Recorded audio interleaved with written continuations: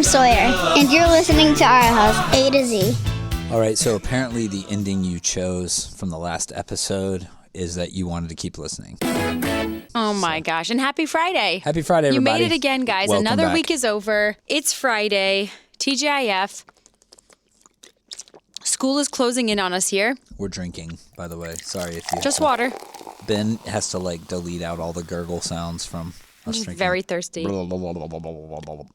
So, I'm very thirsty. yeah. You a Nope. thirsty girl. Nope, just very You thirsty for water. But yeah, we're closing in. I can't believe it. I think there's 6 weeks of school left or something. 7 Wow. weeks, 6 weeks. Yeah, I don't know. Crazy. But the countdown is on. We're at a season where the kids are asking every day, how many more days of school? It's also wedding season. How many more weeks? Haley Wilds and Alex Larimore are getting married this weekend. Woo woo. Congratulations to you guys. I can't believe it. That also seemed very fast and can't believe that's here already. So just crazy. It is crazy. Time flies when you're having fun. I know, but I don't want it to fly so fast. No? All right. No, it's so Slow hard. down. It feels like it goes so fast. We chose a fast life. We chose a fast life. Life in the fast lane. When you're listening to this, we're wrapping up our vacation, which is fun. It's a little spring vacation. Yeah. We haven't gone away without our kids aside years. from short, one night ministry things, we really have not gone away without our kids since 2018. So that's been 6 years, a long time. And I wouldn't recommend that for people. I actually never recommend that for people. And I think our first 10 years of marriage, we've been married for how long? 16? 16 years, almost. It will be 16 years this summer. We'll be married 16 years this summer. And I feel like our first 10 years of marriage, we were way better about going away together. So what happened? We got busy. The church got big. I don't know. That's a terrible excuse. I got a lot more terrible excuses if you want me to keep going. Yeah. What else you got? Let me guess. Church related. Well, I think our kids got, in the first 10 years. I feel like they were hard. It was harder to leave. I know. I feel like it was harder to leave then when they were all small. No, it was easy. No, it was not. It was way harder. You could pack them in a car. You pack a bag. It's like diapers and snacks. And now it's God knows what they need. Babe, I'm talking about going away without your kids. Oh. Without your kids. I said, we have not gone away in 6 years. And I said, in our first 10 years of marriage, you're not even paying attention. I am paying attention. I was thinking about the differences. What else has changed from our first 10 years to we're in the middle of our second 10. We're in the middle of our second decade being married. Second decade of married. Yeah, that's true. I don't know what the difference is. Yeah. But I do. I really hate that. I hate that for us. You're not a quality time person. So that is a struggle. If you know when you all have different love languages between a married couple, it's hard. Yeah. It's hard. It is. Because you all want to be loved differently. You receive love differently. You give love differently. You also react differently when your love tank is empty. Mm-hmm. So that's hard too. When people aren't feeling loved or aren't feeling filled up, how they respond. But most times it's just in not niceness. Yeah, it's definitely the worst version of themselves. It is. It's usually not niceness. But It's usually lack of trust. It's usually frustration. A lot of times I feel like... I don't feel like you feel not loved, though. I mean, you've been, not giving off any signs of being not loved. I feel like I know your signs. You know my signs. What are my not love signs? Don't tell anybody here. Don't tell them. What are your not love signs? That's too private. I don't know. Your not love signs kind of go on a monthly rotation for some reason. It's more You're so rude. No, I'm just joking. It's just a normal thing. But I think you have been kissing me really deeply and passionately lately. What is wrong with you? I cannot. Can we skip this part of the podcast? I don't know what you're doing. This you're is the so ending people weird. chose. People chose this ending. No? No. Oh, I'm just kidding. Nobody chose this ending. I don't feel like your love tank's empty. Do you? No. You feel like it is? No, I don't. I just... What are the indicators? I don't know. For you? But I just told you. Oh, okay. I just told you. Well, where we left off last week and where I think there is a good solid podcast here is somewhere in here. Somewhere. You got to find it somewhere. There's a big podcast here. It is about stewardship of your gifts and like what you're doing with what you have, what you're doing with what you're capable of, what you're doing with what God's given you, which is kind of like a subject that we should never really stop talking about. I know. And people are always, I think we've done probably multiple podcasts on giftings, spiritual giftings. Well, there's books and movies. Oh and my gosh, like crazy, series. crazy. There's Somebody just gave me a book today. You just noticed, oh, you got it? Somebody just gave me a book. That's true. And it's just so funny. But it is like such an important thing because it's literally an intentionally given gift to you from the Holy Spirit for you to be using to build the kingdom while you're on earth. Yeah.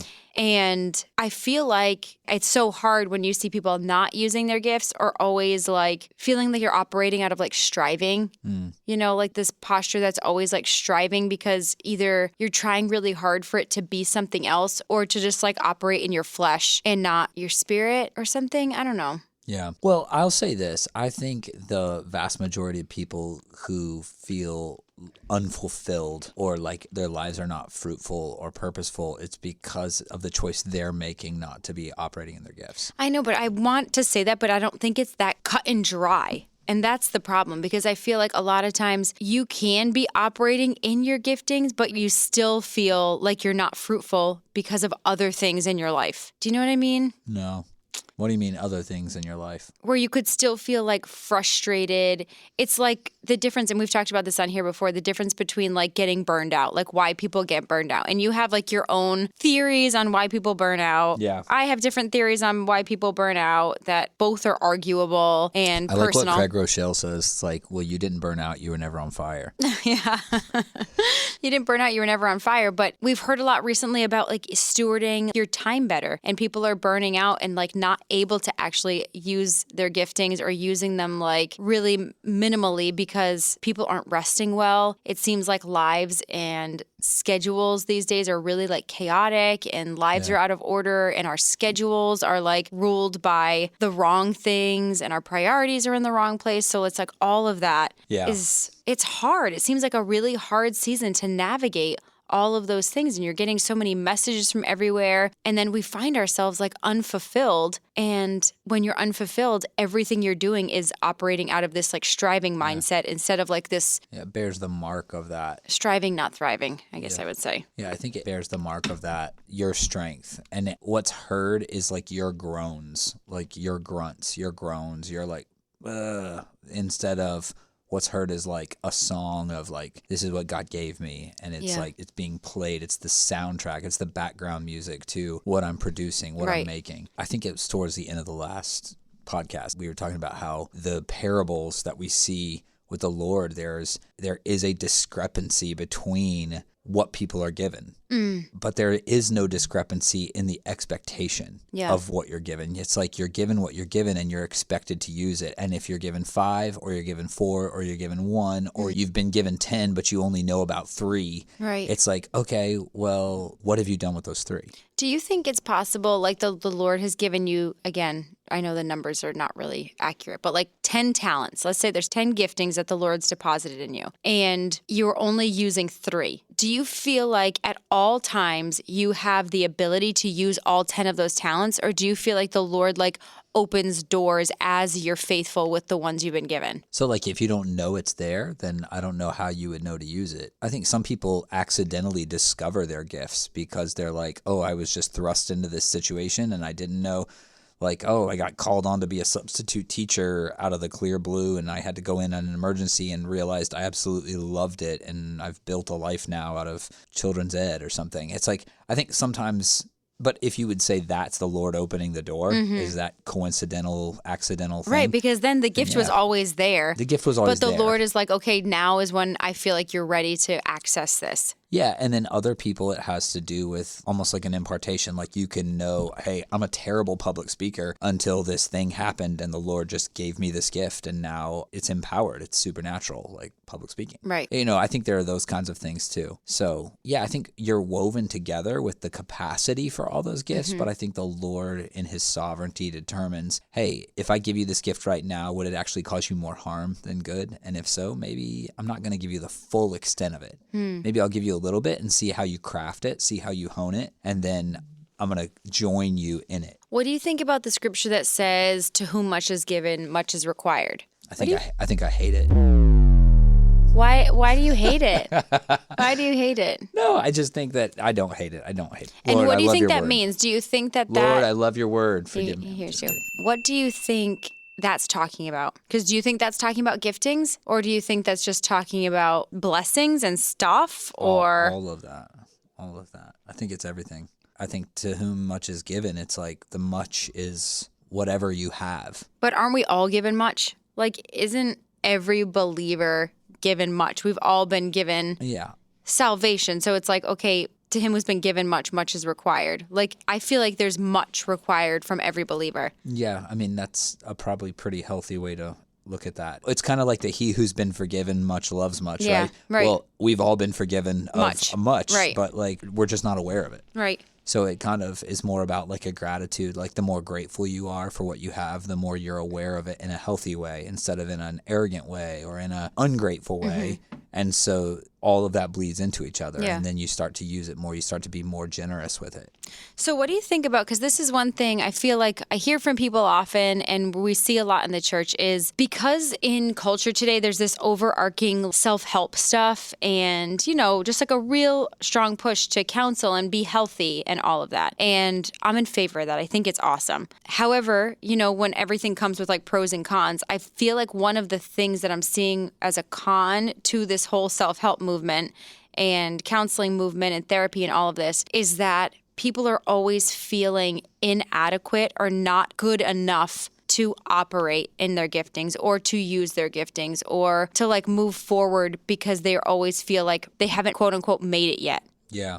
or aren't good enough yet. Yeah. Well, there's a couple of factors to that, but I think that one of the big ones is how much more exposure there is to talent, to like skill. There was a time when you could be one city or state away from someone phenomenally gifted and nobody else knew about it except the people in their town. Mm-hmm. And it wasn't really getting, I mean, and then like, okay, newspapers, now we're starting to, the publications started to be like the press and everything else. But the more interconnected we've gotten, the more it's like, so now they're making records. Okay, so now we know about this talented little singer who grew up in East Tennessee, the Appalachian Mountains, and now she signed record deals and has gone, and now CDs are being sold everywhere. But what's interesting is even with the dawn of YouTube and all these other outlets, you know, we're starting to find these phenomenal giftings and talents and everything, but all the attention goes towards that instead of what's in me.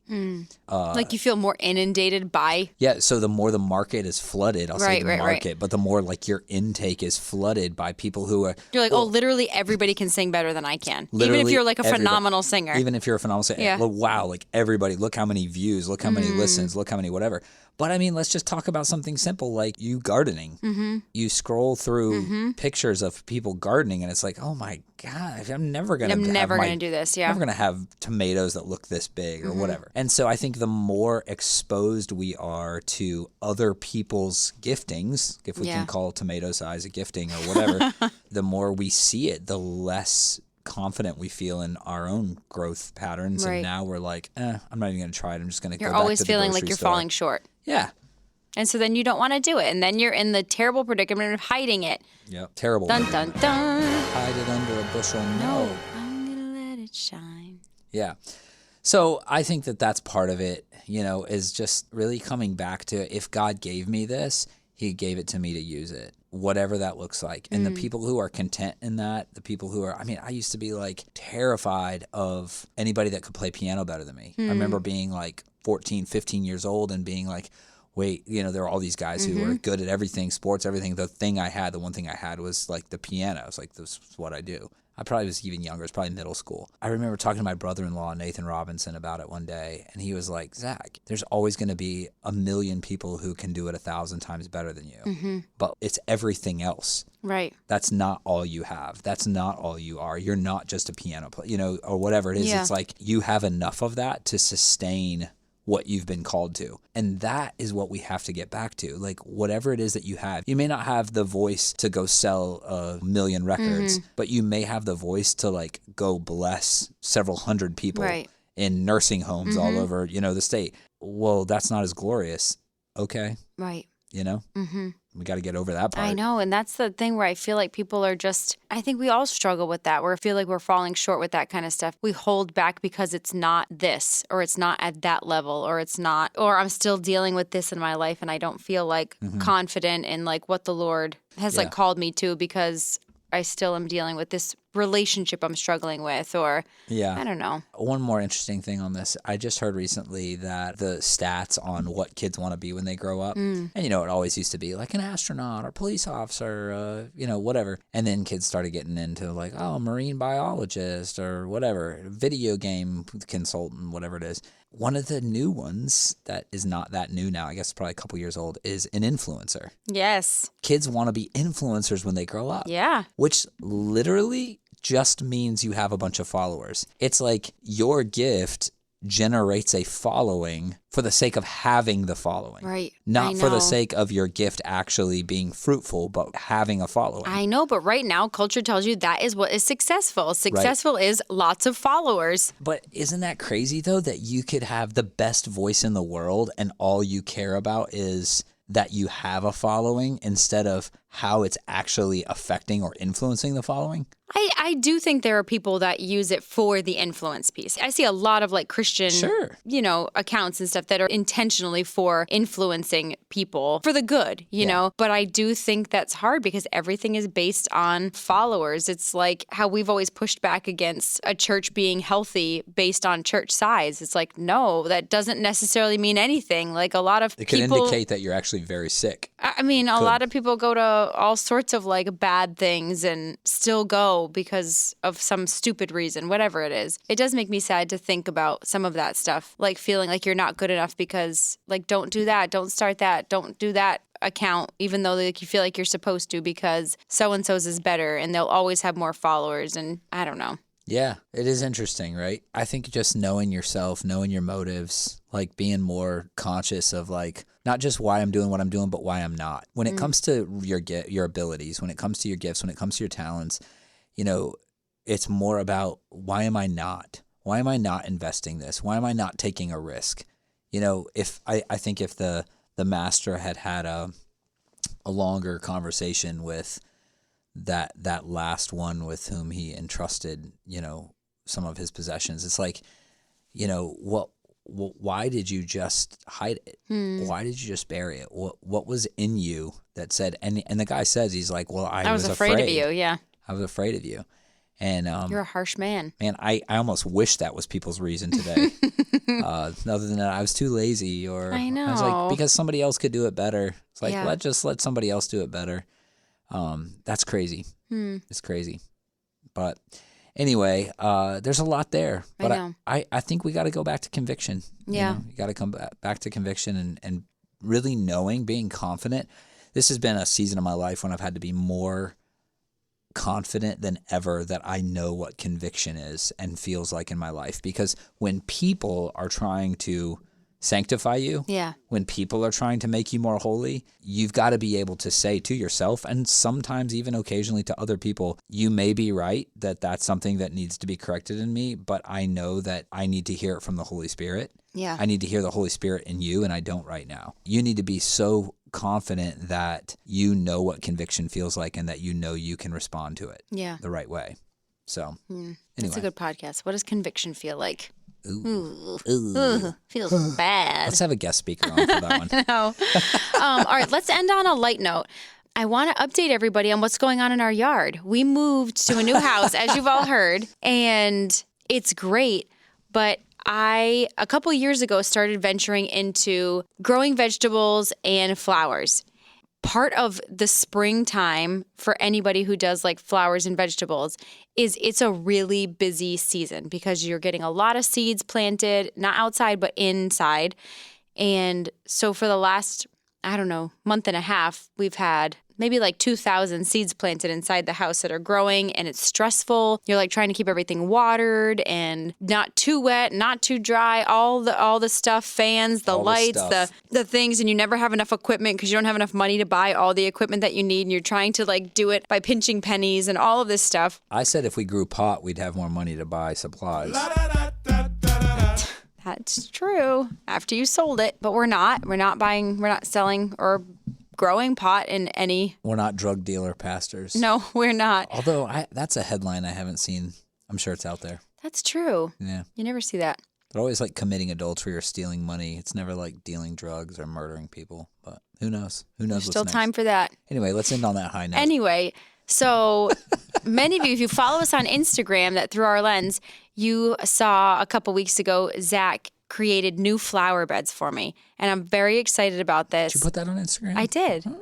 I did. And I'm nervous too. I was telling some of my friends who are like, are you excited about your flowers and all this stuff? And I am, but I'm also like very nervous because I keep thinking what happens if everything just dies. And I know that growing flowers comes with the risk, just like vegetables and all of those things, of stuff dying and plants dying and terrible late frosts coming in and killing things and all of that and stuff. Chickens dying after Chickens you did die. all the work of raising them. All the work. The whole like farm life is hard. But we do hard things. But we do hard things. And I'm trying to decide right now about selling flowers and like what the best way to do that is. Okay. And so I need like advice from people. Like, what's the most appealing thing? Is the most appealing thing to have small bouquet type things already pre-made and you just go by and buy them? Or do you think it's better to just have certain days that people can come and cut flowers for themselves? Okay, so I was just talking to somebody the other day who... Or do you do both? Is both better? I was talking to somebody the other day who's been doing this a little while, and they said, do not let anybody go cut flowers. It's very attractive and it's cool. Yeah. But for the people who want to go take pictures and what, like, don't let anybody near your fields because they make a mess. They don't cut them right. They ruin plants. They cut too much or too little, and then it doubles the work for you. And people go lay on your flower beds to like take pictures. Lay on your flower beds. To take selfies, you know, and they're like, no, make the bouquets or sell the single stalks and let people make the bouquets out of that. But Right. don't do the cut Interesting. option. Because it's just nobody knows how to do it. I don't want to be lazy. It's more just like a time thing. I'm like, Oh, how do you, gosh, yeah. It's you know, nuts. if you don't have time to harvest all the flowers and everything at the right time, the timing stuff is so hard. If you're pinching at the right time, you're seeding at the right time, you're transplanting at the right time. I mean, all of the stuff. And so it's like if you're not harvesting at the right time, you miss it. That's it. Right. It's all done. And then it just is not a waste. You still get to enjoy it. But it's like, you know, you don't make money off of it. And I do have to make some money to pay everything back and to buy more seeds for next year and all of that. So I do have to make some money. You only borrowed money from me. So yeah. You don't have to pay me back. Thanks. Well, Thank you for that. At least not with money. And Zach's building a new chicken coop because we moved and there was no chicken coop. So now we have a new chicken coop that will resemble a church. Oh, it's too early to say that. No, it's not. Okay. It's going to be great. Okay. Now the pressure's on. I have to grow flowers and Pressure's you have to on. build a Pressure's chicken coop that looks like a church. Yeah. It'll be fun. Yeah. So lots of fun stuff going on Yeah. at the house. I love it. And I'm excited. And then everybody's going to have to come buy flowers, hopefully. That was if a they shameless grow. plug. If they grow. What's the best way to sell flowers? Because I'm doing that now. Hashtag. I don't need shameless plugs. I know. I'm just kidding. You'd probably rather people didn't, honestly. We're going to put a farm stand out on the street, and you're going to come and buy bouquets. Maybe. Bouquets. Are they bouquets? Bouquets. Bouquets. Oh, I like that. Bouquets. Bouquets. Bouquets. Okay. Anyway, I need to paint out my farm stand. I think it needs a paint job. I think it's too rustic looking right now. Fair. I think we got to freshen it up for this year, this season. Well, it needs a door because I think ours is laying on the side of 118 somewhere. I'm towing it from one place to another. Whoops. It's all good. Oh, well. New door, new paint job. Yep. Facelift. It's gonna be Lots great. of things to keep us busy. It's going to be great. It's going to be great. All right. We love you guys. Our house, friends, and family. We'll see you next Friday here on Our House. This is Messer. And I'm Willa. This is our house from A to Z. Thanks for coming over. Am I in danger? It's a rite of passage.